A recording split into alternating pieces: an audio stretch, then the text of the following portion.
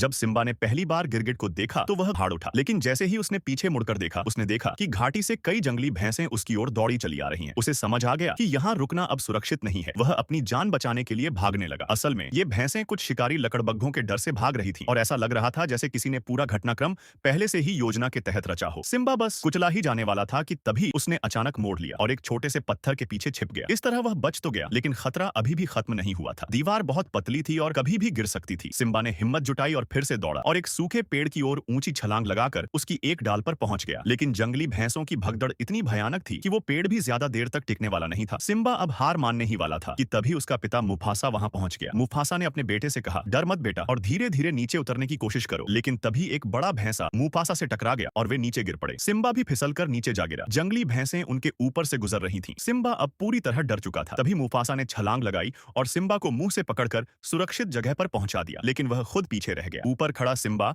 अपने पिता का बेसब्री से इंतजार करता रहा। कुछ देर बाद मुफासा किसी तरह ऊपर चढ़ आया। उसे देखकर सिम्बा ने राहत की सांस ली और मुस्कुराया। मुफासा ने लगभग पूरी ताकत और चपलता से खुद को ऊपर खींच लिया था। बस एक अंतिम कदम ही बाकी था कि तभी ऊपर से शेर खान वहां आ पहुंचा। कुछ ही समय बाद जानवरों की भगदड़ थम गई। जब सिम्बा नीचे आया तो उसने अपने पिता मुफासा को जमीन पर घायल अवस्था में पड़े देखा। सिम्बा असहाय होकर अपने पिता को जगाने की कोशिश करता रहा। उसने उन्हें हल्के से थपथपाया, लेकिन इस बार वे नहीं उठे। सिम्बा उनका शरीर गले लगाकर वहीं बैठ गया। तभी शेर खान वहां धीरे धीरे पीछे से आया। उसने कहा, ये सब तुम्हारी वजह से हुआ है, और मुफासा की मौत की पूरी जिम्मेदारी सिम्बा पर डाल दी। फिर उसने सिम्बा को धमकाते हुए कहा, अब यहाँ से भाग जाओ, नहीं तो दूसरे जंगली जानवर तुम्हें मार डालेंगे। बेबस सिम्बा डर गया और वहां से भाग निकला। तभी कोहरे में से शिकारी लकड़बग्घों का एक झुंड निकला। असल में ये पूरा षड्यंत्र शेर खान ने रचा था। उसने उन लकड़बग्घों को सिम्बा के पीछे भेजा। डर के मारे सिम्बा रास्ता भटक गया और एक गहरी खाई में गिर पड़ा। जब लकड़बग्घे वहां पहुंचे तो नीचे कुछ दिखाई नहीं दे रहा था। उन्होंने सोचा कि सिम्बा मर चुका है। वे लौट गए और खुशखबरी दे दी। बिना किसी विरोध के शेर खान ने राजा का सिंहासन अपने कब्जे में कर लिया और प्राइड लैंड की सुरक्षा के नाम पर उसने उन लकड़बग्घों को वहीं बुला लिया। लेकिन उसे नहीं पता था कि सिम्बा अभी भी जिंदा है। खाई में गिरते वक्त